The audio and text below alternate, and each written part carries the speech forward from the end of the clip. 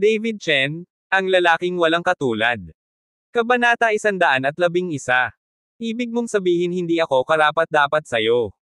Tanong ni Xing Jun. Ano sa tingin mo? Tanong ulit ni Sonya. Biglang natawa si Xing Jun sa sarili, oo, hindi ako karapat-dapat para sa iyo, mababa ang katayuan ko, pero bakit mas pipiliin mong maghanap ng bilanggo sa kulungan kaysa bigyan ako ng pagkakataon? Ako ay bihirang mas mahusay kaysa sa bilanggo na iyon. Biglang natuwa si Xing Jun, at medyo naging seryoso ang tono niya. Nang makitang sinabi ito ni Xing Jun, sumimangot si Sonya, sino ang hinahanap ko, wala itong kinalaman sa iyo, at hindi ka kwalipikadong magtanong. Kilala mo ba kung sino si David? He's not only a reformed through labor prisoner, he's also a caring person. My girlfriend na siya, you know. He cheated on you.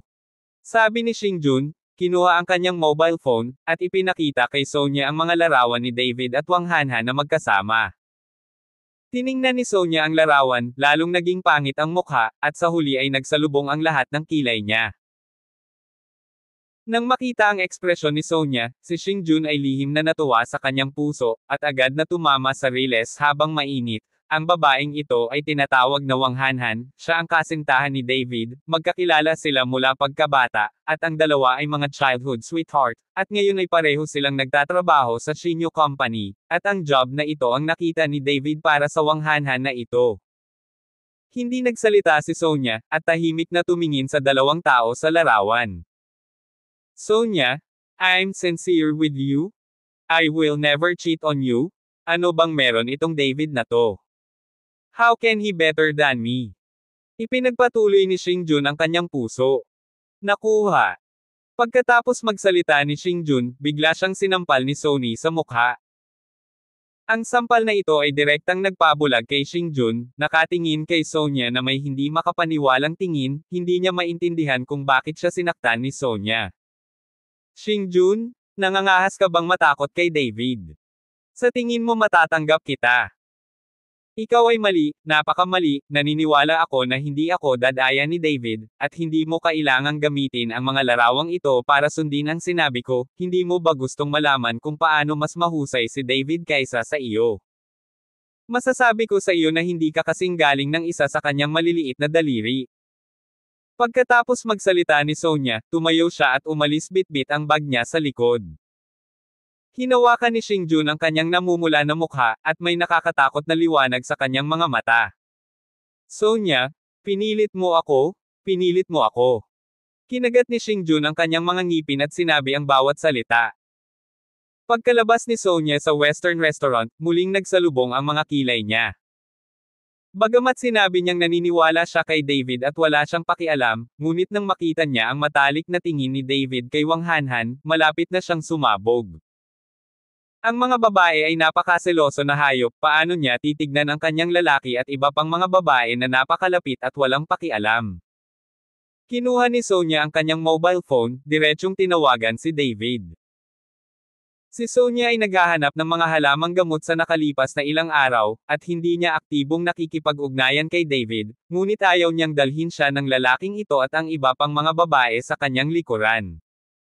Sa oras na ito, kumakain si David ng tanghalian kasama sina Wang Hanhan at Sun Xiaoming. Dahil maikli lang ang lunch break, makakagat lang siya sa food stall malapit sa kumpanya. Nang makitang tinatawag siya ni Sonya, mabilis siyang bumangon at sinagot ang telepono. Nasaan ka? Diretsyong tanong ni Sonya. Ako, nasa bahay ako. Ayaw ni David na malaman ni Sonya ang tungkol sa kanyang trabaho sa kanyang kumpanya, at hindi nagtagal si David.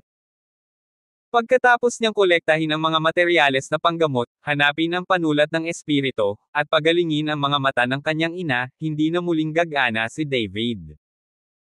Kailangan niyang ilagay ang kanyang lakas sa cultivation, kung hindi ay palapit na ng palapit ang July 15, kung hindi maabot ni David ang kanyang lakas, hindi siya makakapunta sa Wumang Island.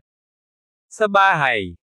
Pinisil ni Sony ang galit sa kanyang puso, okay, manatili sa bahay. Pagkatapos magsalita, direktang ibinaba ni Sonya ang telepono.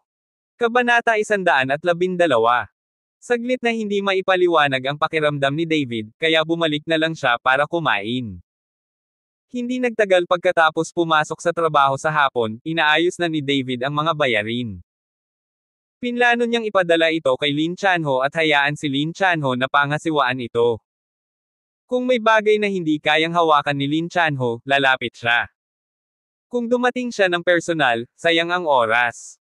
Ngunit nang inaayos ni David ang mga dokumento, biglang nagkagulo sa departamento ng pagbebenta, at pagkatapos ay isang grupo ng mga tao ang tumingin sa direksyon ng opisina at nagsalita sa mahinang boses.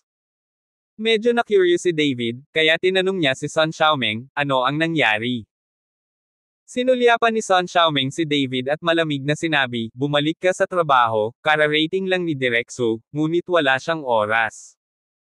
Hindi ko alam kung ano ang gagawin sa aming departamento ng pagbebenta sa oras na ito. Ngayon ay nasa opisina siya. Maliit ang iyong paningin, ngunit huwag mong saktan si Sudong, nararamdaman mo para sa akin. Sudong. Bahagyang kumunat ang noo ni David, nandito ba si Sonya? Nang magsalita si David, agad na lumingon sa kanya ang lahat, at umirap si Sun Xiaomeng, gusto mo bang mamatay? Maari mo bang tawagan ang pangalan ni Sudong? Huwag mo akong saktan. Sinundan din ng iba si David para dumistansya, sa takot na baka masaktan si Sonya sa sinabi ni David at madamay silang lahat. Kuya David, bumalik ka na sa trabaho, huwag kang magsalita ng kalokohan. Binawi ni Wang Hanhan si David mula sa trabaho.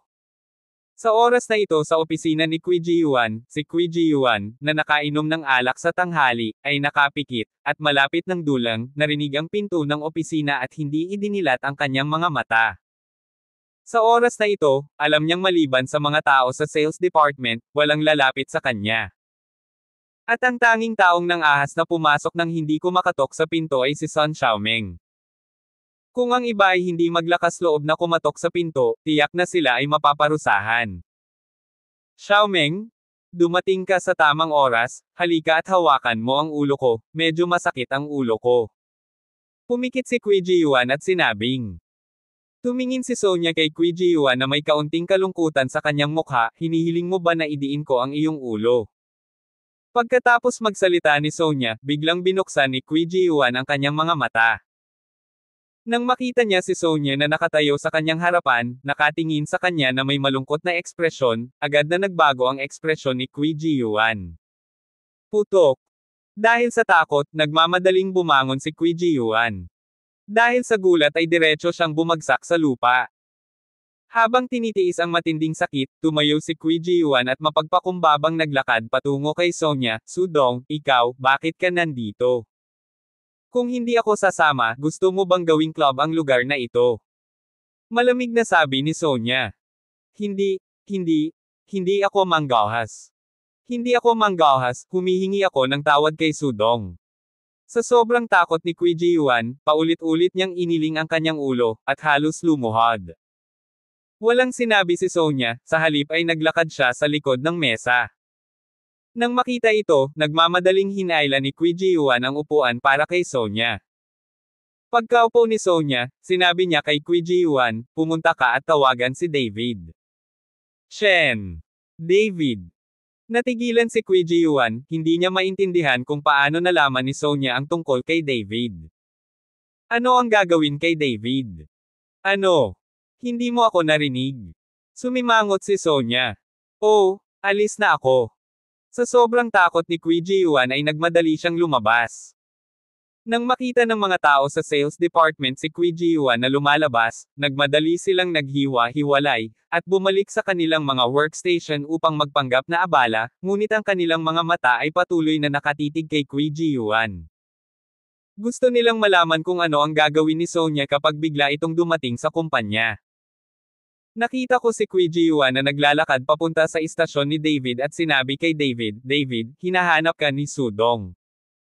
Pagkatapos mong umalis, huwag kang magsalita ng kalokohan. Tumayo si David at naglakad patungo sa opisina. Alam niyang malamang na hinahanap siya ni Sonya, kaya hindi na ito nakakagulat. Ano ang hinahanap nitong Sudong na si David? Kakaiba talaga, kilala ba ni Sudong itong si David, bakit agad niya itong hinanap pagdating niya? Maaaring dahil hiniling ni David kay Boss Meng na humiram ng pera, at pinuntahan siya ni Sudong dahil dito. Halika, hilahin natin ito pababa. Hindi pa naiulat ni Manager Kui ang bagay sa account. Paano nalaman ni Direk Su? Nagbulong-bulungan ang lahat, nagtataka kung bakit hinahanap ni Sonia si David. Kabanata 113. Han, alam mo ba kung kilala ni David si Sudong? Kung hindi, bakit siya hahanapin ni Sudong? Curious na tanong ni Sun Xiaoming kay Wang Han. Sa bagay, matagal nang magkakilala sina Wang Han at David, baka may alam si Wang Han tungkol kay David. Ngunit umiling si Wang Han, hindi ko rin alam, ngunit kamakailan lang ay nakalabas si Brother David sa bilangguan, kaya malamang na hindi niya kilala ang isang malaking tao tulad ni Sudong. Tama ang iniisip ni Sun Xiaoming, 3 taon nang nakakulong si David, paano niya nakilala si Sonia, ang panganay na miss ng pamilyang Su. Sana huwag magsalita ng kalokohan ang lalaking ito kapag nakita niya si Sudong, masasaktan tayong lahat. Nag-aalalang sabi ni Sun Xiaoming, sa ilang kadahilanan, palagi niyang nararamdaman na hindi mapagkakatiwalaan si David. Hindi magsasalita ng kalokohan si Kuya David. Si Wang Han ay napaka-komportable kay David. Sa opisina sa oras na ito, medyo nahihiyang itinulak ni David ang pinto at pumasok. Nang makita si Sonia na nakaupo sa upuan, napangiti si David. Di ba sabi mo nasa bahay ka? Tanong ni Sonia na may malamig na mukha. Nasa bahay ako, itinuturing ko ang kumpanya na aking tahanan ngayon. Inilibot ni David ang kanyang mga mata at sinabing, sino si Wang Han? Diretsong tanong ni Sonia. Sabi ko kapatid ko siya, naniniwala ka ba? Tumingin si David kay Sonia at nagtanong pabalik. Napangisi si Sonia, sa tingin mo ba naniniwala ako? Napangiti ng awkward si David, at isa-isang sinabi ang kanyang relasyon kay Wang Han. Ako at si Han ay magkapitbahay ng maraming taon, hindi ang uri ng relasyon na iniisip mo. Matapos pakinggan ang paliwanag ni David, lubos na gumaan ang loob ni Sonia. Sa totoo lang, nagtitiwala pa rin siya kay David, pero gusto lang niyang marinig kung ano ang sasabihin ni David para sa sarili niya. Akala ko anong relasyon nyo? Ano ang love relationship nyo? It's none of my business. Self-motivating. Inilibot ni Sonia ang kanyang mga mata, ngunit sa loob-loob niya ay masaya siya. Nakita rin ni David na hindi nagalit si Sonia, kaya nagtanong siya, paano mo nalaman na nandito ako? Paano mo nalaman ang tungkol kay Wang Han? Medyo na-curious si David, paano nalaman ni Sonia na pumasok siya para magtrabaho sa kumpanya? Sa bagay, ordinaryong empleyado lang naman si David. Imposibleng pagkatapos sumali sa kumpanya, ang impormasyon ay ipapasa sa chairman ng board, si Sonia. Kung ito ang kaso, maubos ang kanyang chairman. Huwag kang mag-alala tungkol dito. Tumayo si Sonia, kung gusto mong magtrabaho, sabihin sa akin ng direkta, bibigyan kita ng posisyon ng pangkalahatang tagapamahala ng kumpanya, ano ang ginagawa mo bilang isang tindero, at bukod pa, hindi ka kapos sa pera. Hindi ako general manager, at wala akong panahon para alagaan ito. Pumapasok lang ako sa trabaho para harapin ang mga magulang ko. Kung hindi, palagi silang mag-aalala sa akin. Marami pa akong gagawin, at hindi ako makakatagal sa kumpanya. Mabilis na ikinaway ni David ang kanyang kamay, ayaw niyang makadina sa kumpanya.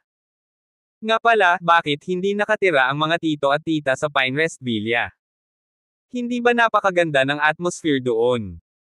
Naalala ni Sonia na ang mga magulang ni David ay nagpumilit na umalis sa villa, kaya nagtanong siya ng hindi maipaliwanag. Hindi ko rin alam. Umiling si David, at ngayon ay hindi alam ni David kung bakit kailangang umalis ng kanyang mga magulang sa Pine Bay at sabihin ang mga salitang iyon sa kanya. Pero parang may nagsabi sa parents ko kaya umalis sila.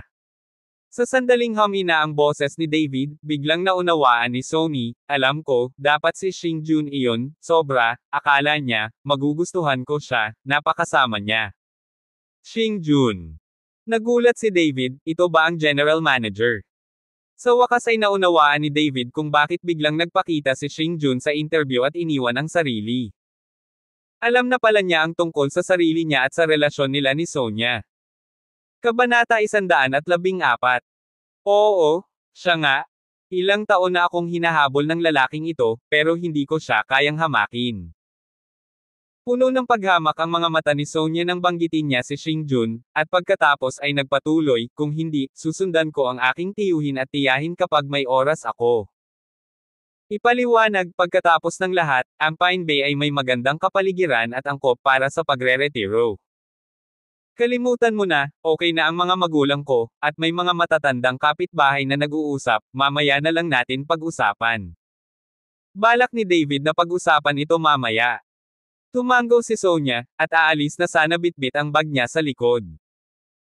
Naglakad lang siya papunta sa pinto, pero bigla siyang tumalikod at sinabing, kung may nang-aasar sa iyo, huwag kang mahihiyang sabihin sa akin, kung hindi ito gumana, si Xingjun iyon.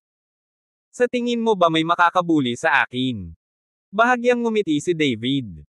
Ngumiti din si Sonia, binuksan ang pinto at umalis, tinalo ni David kahit si Feng Sihai, sugod, syempre walang makakabuli sa kanya sa kumpanyang ito. Pagkaalis ni Sonia, bumalik kaagad si Kui Ji-yuan sa opisina at tinanong si David, David, ano ang pinag-uusapan ngayon ni Direk Su? Binigyan ni David ng malamig na tingin si Kui Ji-yuan, ayaw kong sabihin sa iyo. Pagkatapos magsalita, lumabas si David sa opisina at pinagalitan ang Kui Ji-yuan na iyon. Okay David, huwag mong isipin na maaari mong i-claim ang account, kaya huwag mo akong kunin bilang manager, pakikitungo ko sa iyo ng mabuti. Sigaw ni Kui Ji-yuan. Pagkalabas ni David sa opisina, pinalibutan agad siya ng isang grupo ng mga tao, na gustong malaman kung ano ang sinabi ni Sonia kay David, ngunit hindi sila pinansin ni David. Sa hapon, inayos ni David ang natitirang mga dokumento at ipinadala ito kay Lin Chanho, na hinihiling sa kanya na kolektahin ang lahat ng mga account. Nang malapit na siyang umalis sa trabaho, biglang bumisita si Xingjun sa sales department, dahilan para mataranta ang lahat sa sales department. Natakot silang lahat na hayaan silang magtrabaho ng overtime ni Xingjun. Mr. Xing. Nang makita ni Kui Ji-yuan si Xingjun na paparating, sinugod niya ito upang salubungin. Sinulyapan ni Xingjun ang mga tao sa departamento ng pagbebenta, at pagkatapos tumingin kay David saglit, lumingon siya kay Kui Ji-yuan at sinabing, Manager Kui, maganda ang performance ng iyong sales department kamakailan, kaya pagkatapos ng trabaho, iimbitahan ko ang lahat. Sa isang pagkain, kayo.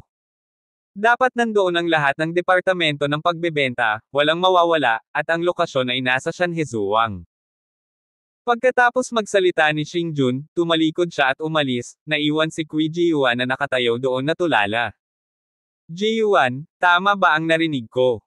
Gusto ni Pangulong Xing na anyayahan tayong lahat sa hapunan. Sinabi rin niya na ang aming departamento ng pagbebenta ay gumagana ng maayos. Nang makita ito, nagmadali si Sun Xiaoming sa Kui Ji-yuan at nagtanong. Naghihinalang tumango si Kui Ji-yuan, ano ang palaging nangyayari kay Xing ngayon? Nagkamali ka ba ng gamot? Dapat mong malaman na si Xingjun ay hindi kailanman nag-imbite ng lahat ng kanilang departamento ng pagbebenta sa hapunan, at dahil sa mga pagkaantala, si Kui Ji-yuan ay napapagalitan sa tuwing siya ay nagdaraos ng isang pulong. Medyo nabigla siya sa biglaang pagbabago ngayon. Manager Kui, inimbitahan tayong lahat ni President Xing na kumain ng sama-sama. Buti na lang bakit tulala ka pa, bilasan mo sabihin mo sakin. Sabi ni Wang Lanlan kay Kui Ji-yuan na may pananabik. Talaga. Nagmamadaling nag-react si Kui Ji-yuan, at agad na ipinaalam sa lahat, sa takot na may direktang umalis sa kumpanya pagkatapos makitang oras na para umalis sa trabaho. Sinabi sa akin ni Xingjun na walang sino man sa departamento ng pagbebenta ang dapat iwanan. Lahat, kada dating lang ni Mr. Xing para purihin ang sales department namin, at gusto rin naming imbitahan ang lahat ng staff ng sales department namin sa hapunan. Sa Xian at Zhuang, dapat nandoon lahat, at bawal ang pagliban. Nang matapos magsalita si Kui Ji-yuan, lahat ng nasa sales department ay biglang naghiyawan. Damn it! Masyadong magaling sina Xian at Zhuang. Ito ang pinakamagandang restaurant sa Horendel, kasing sikat ng Regal Hotel. Ano ngayon ang problema ni Xing? Maawa ka. Mabilis akong magbibihis, ngunit hindi ko mapahiya si Pangulong Xing. Maya-maya, naghanda na ang lahat ng nasa sales department, lalo na ang ilang babae, dumiretso sa banyo at nagsimulang magbihis. Kabanata 115. Ji-yuan, kailangan mong kumilos ng maayos sa pagkakataong ito. Kung gusto mo si President Xing, baka malaipat ka sa purchasing department bilang manager. Masamang trabaho iyon. Pinaalalahanan ni Sun Xiaoming si Kui Ji-yuan. Well, don't worry. Magsisipag ako at bibili ako ng bahay sa Pine Bay para maging wedding house natin. Tumango si Kui Ji-yuan. Nang marinig ito ni Sun Xiaoming, isang masayang ngiti ang lumitaw sa kanyang mukha. Bahagyang kumunat ang noo ni David matapos marinig na biglang nag-imbite si Xing Jun sa sales department sa hapunan. Alam niyang tiyak na nakatutok sa kanya ang pagkain. Ngunit ano man ang ibig sabihin ni Xing Jun, hindi natakot si David. Hindi nagtagal, lahat ng nasa sales department ay handa nang umalis sa kumpanya at pumunta sa Shanhezuang. Dahil ang mga taong ito ay pumupunta sa trabaho sa pamamagitan ng kotse, sina David at Wang Hanhan lamang ang sumasakay ng taxi. Hanhan, sumakay ka na sa kotse. Si Sun Xiaoming ay nagmamaneho at sinenyasan si Wang Hanhan. Sumakay si Wang Hanhan sa kotse at ngumiti kay Sun Xiaoming, "Salamat, Sister Xiaoming. Alagaan mo ako, maupo ka." Pagkatapos magsalita ni Sun Xiaoming, tinapakan niya ang accelerator. "Uy, Miss Xiaoming? Hindi pa nakakasakay ng bus si Kuya Chen." Inakala ni Wang Hanhan na si Sun Xiaoming ay humihila kasama si David, ngunit sino ang nakakaalam na siya ay nagmaneho palayo. "Ayoko siyang hilahin, anong gagawin ko kung madumihan ang sasakyan ko, maraming sasakyan sa likod," sumakay siya sa iba. Galit na sabi ni Sun Xiaoming. Tumigil sa pagsasalita si Wang Hanhan, iniisip na maraming tao ang nagmamaneho sa likuran niya, at kung sino man si David ay siya rin. Pero pagkaalis pa lang ni Sun Xiaoming, dumaan din ang mga tao sa likod ni David, pero walang huminto at pinapasok si David sa sasakyan. Matapos imaneho ni Zhang Tongjian ang kanyang second-hand na Sherry na lampasan si David, gusto niyang ihinto ang sasakyan at kunin si David, ngunit si Kui Ji-yuan sa kanyang likuran ay desperadong bumusina, na hinihimok si Zhang Tongjian. Nang makita ito, sumulyap lang si Zhang Tongjian kay David, at pagkatapos ay diretsyong umalis. Nang malagpasan ni Kui Ji-yuan si David, inihinto niya ang sasakyan, ibinaba ang bintana ng kotse at nakangising tumingin kay David. "David, tingnan mo ang kasikatan mo, napakagulo, walang humihila sayo." Ngumiti lang si David ng malamig at hindi umimik. Nang makitang hindi nagsasalita si David, lalo pang nagyabang si Kui Ji-yuan, "Mag-taxi ka na lang, pwede mong kunin ang invoice at humingi sa akin ng reimbursement bukas." Nang makita ang mapagmataas na hitsura ni Kui Ji-yuan, napangisi si David, "Hindi na kailangan ng reimbursement, baka nasa harap mo na ako saglit." "Cut! Unless lumipad ka, gusto mo pa bang mauna ako?" Napangiti ng nakakainsulto si Kui Ji-yuan, tinapakan ang accelerator, at mabilis na lumabas ang sasakyan, ayaw niyang sundan ang kalokohan ni David. Sa pagtingin kay Kui Ji-yuan na nakaalis na, dinala ni David ang espiritual na enerhiya sa kanyang dantian hanggang sa talampakan ng kanyang mga paa. Bagamat hindi pa siya nakakalipad, siguradong mas mabilis siya sa kotse kung mag-sprint walking. Ngunit nang tatakas na si David, biglang huminto ang isang Bentley sa harap ni David, at binuksan ni Lin Chanho ang pinto at lumabas. Nang makita ni David si Lin Chanho na dumating, hindi niya maiwasang magsabi ng medyo kakaiba, "Lin Chanho, may kinalaman ka ba sa akin?" "Palace Master, sa sandaling ipaalam ko sa ilan sa mga may utang, natakot ako na lahat sila ay kailangang magbayad ng kanilang pera, ngunit ang pananalapi ng iyong kumpanya ay hindi na gumagana, at walang paraan upang mangolekta ng pera, kaya tumawag sa akin ang pera, at dadalhin ko ito sa iyo." Lumalabas na pagkatapos matanggap ni Lin Chanho ang resibo ni David, isang tawag sa telepono ang natakot sa mga may utang, dahil ang kumpanya ng pananalapi ng Shinyo Daily Chemical Company ay maagang umalis sa trabaho at hindi matanggap ang pera. Ang mga taong ito ay maaari lamang tumawag kay Lin Chanho. Nang marinig ito ni David, gumawa si Lin Chanho ng isang espesyal na paglalakbay para dito, at hindi maiwasang mapangiti, "Huwag magmadali, maaari kang lumipat sa kumpanya bukas." Abangan ang susunod pang mga kabanata ng David Chen, ang lalaking walang katulad. Please subscribe to my YouTube channel and don't forget to like and share. Thanks for watching.